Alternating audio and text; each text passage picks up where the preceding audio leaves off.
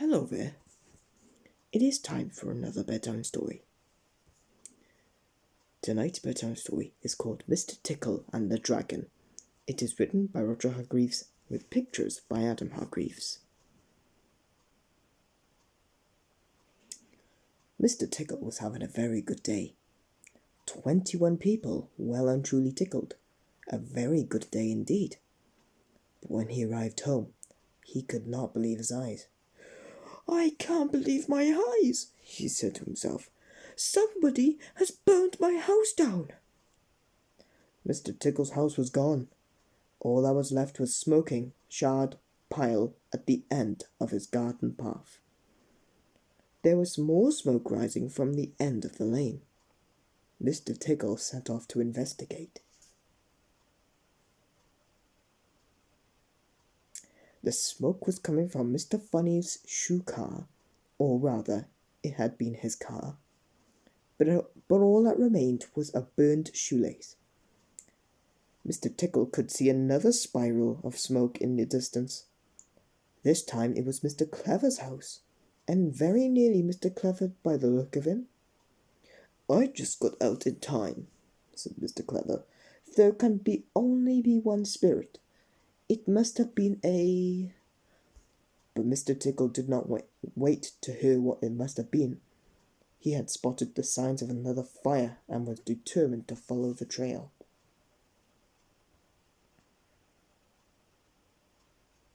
It was a very long trail, which led from Mr. Chatterbox's burnt-out phone box to Farmer Field's burned-down barn, and on through wilder, bleaker land, up into the mountains. Soon it began to get dark, but Mr. Tickle continued to climb higher and higher. Darkness had fallen when he saw a bright light in the distance. There was a cave emitting a red glow.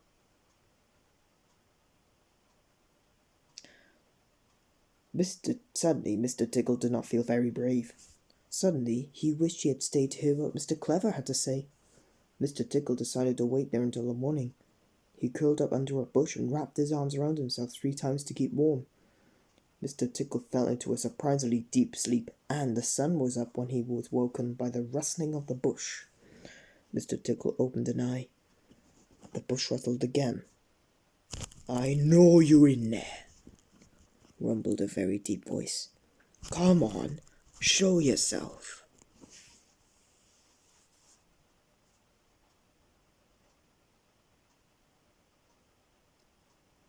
Mr. Tickle cautiously poked his head through the top of the bush and stood blinking in the bright sunlight. He was quite unprepared for the sight that met his eyes. He was standing face to face with a dragon. A huge dragon at that. A huge dragon with smoke curling from his nostrils. Mr. Tickle gulped. "Hello," said Mr. Tickle in a tiny voice. "I'm going to give you 30 seconds to give me a good reason why I shouldn't burn you to a crisp," bellowed the dragon. "And then I'm going to burn you into a crisp." Mr. Tickle gulped for the second time. Mr. Tickle needed to think fast. He realized his arms were hidden. Quick as a flash, he sent one of his extraordinarily long arms snaking through the bushes and under the dragon's belly. Mr. Tickle flexed his fingers and hoped beyond everything that dragons are ticklish.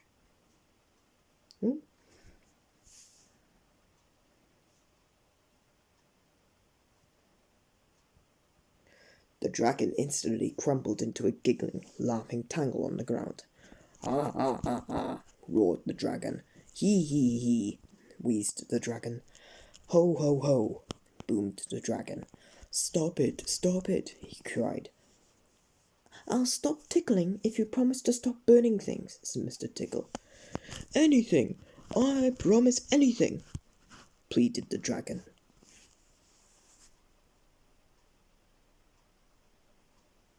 Mr. Tickle stopped tickling and looked at the dragon squarely in the eye. "What you need to learn," said Mr. Tickle, "is to put your fire breathing to good use. You should be using your extraordinary skills to make people happy. I'll show you." The dragon lay down on the ground, and Mr. Tickle hopped on his back. Then the dragon shook out his great wings and took off, circling high over the mountains and swooping down to the distant valleys. They flew lower and lower, passing over barns and cottages. "Look!" cried Mr. Tickle. "It's little Miss Splendid's house. I have an idea for your first good deed." Mr. Tickle and the dragon stood beside little Miss Splendid's swimming pool.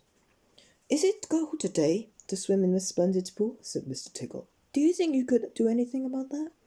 The dragon thought for a moment. Then he took a deep breath and breathed out through his nostrils. Flames licked across the surface of the swimming pool. In no time at all, the pool was steaming. Little Miss Splendid was delighted. Mr. Tickle and the dragon and Little Miss Splendid had a very enjoyable swim. In fact, the dragon had a very enjoyable day.